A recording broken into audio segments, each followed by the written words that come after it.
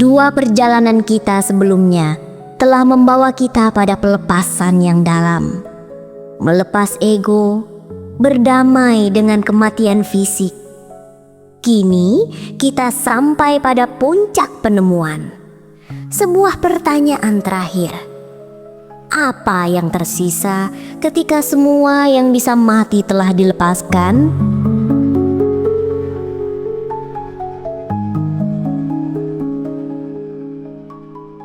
Bagian 1. Dua kematian yang telah terlewati. Kita telah melalui dua transformasi besar. Pertama, kematian ego. Melepas semua identitas, semua cerita tentang aku. Kedua, penerimaan kematian fisik. Memahami bahwa tubuh hanyalah kendaraan sementara. Tapi kini muncul pertanyaan mendasar. Jika bukan si aku kecil yang mengalami kehidupan, lalu siapa yang sebenarnya hidup?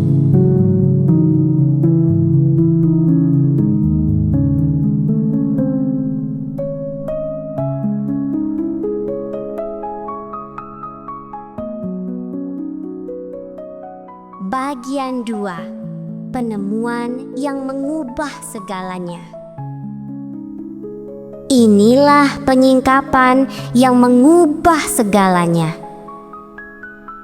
Kesadaran murni tidak pernah lahir dan tidak pernah mati. Ia seperti langit yang tetap ada ketika awan datang dan pergi. Kita selama ini sibuk memperhatikan awan-awan pikiran, sampai lupa pada langit kesadaran yang menampung segalanya.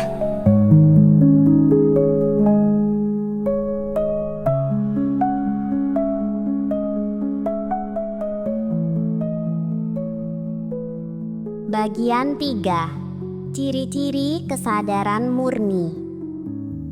Bagaimana mengenali kesadaran murni? 1. Tanpa waktu. Hadir di masa kecilmu. Hadir sekarang. Hadir selamanya. 2. Tanpa bentuk. Bukan objek yang bisa dilihat, tapi yang melihat segala objek. 3. Saksi yang tak tercemar. Mengamati tanpa terikat pada yang diamati.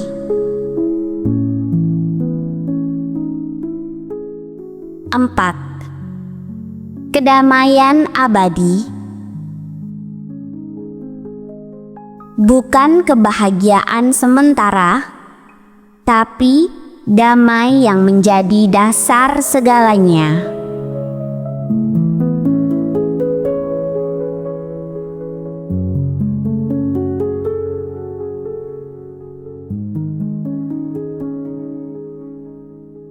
Bagian 4. Hidup sebagai kesadaran murni. Kesadaran murni bukan teori filosofis. Ini pengalaman yang bisa dijalani sekarang. Praktik pertama. Sadari celah. Di antara dua aktivitas ada celah keheningan. Disitulah kesadaran murni bersinar. Praktik kedua, untuk siapa ini muncul? Saat pikiran muncul, tanya, untuk siapa pikiran ini muncul? Praktik ketiga, aku ada. Cukup sadari aku ada, bukan aku adalah ini atau aku adalah itu. Praktik keempat, hidup sebagai saksi. Jalani hidup seperti menonton film. Terlibat penuh, tapi sadar kamu adalah penontonnya.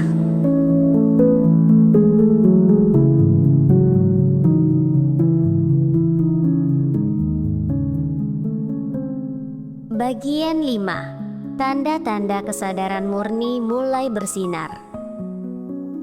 Bagaimana mengetahui kesadaran murni mulai bersinar? Kebahagiaan muncul tanpa alasan tertentu. Kehadiran dirasakan tanpa usaha. Kasih sayang mengalir secara alami. Pengetahuan intuitif hadir tanpa proses berpikir.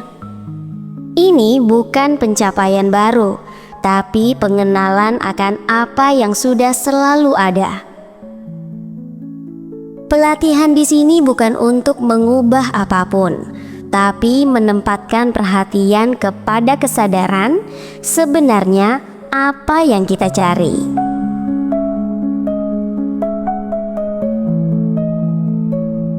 Bagian 6. Dunia dengan mata baru. Hidup dalam kesadaran murni bukan lari dari dunia. Justru sebaliknya, bekerja menjadi meditasi yang mengalir. Hubungan menjadi cermin kesadaran. Suka duka menjadi permainan kesadaran. Dunia tetap sama, tapi pengalamanmu terhadapnya berubah total.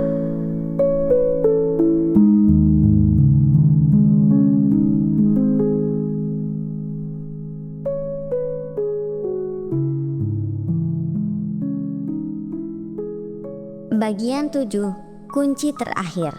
Penyerahan total. Ada kunci terakhir yang perlu dibuka. Penyerahan total. Bukan pada nasib atau takdir, tapi penyerahan aku kecil pada kesadaran universal. Seperti sungai yang menyerah pada samudra. Ia tidak hilang, justru menemukan keluasannya yang sejati.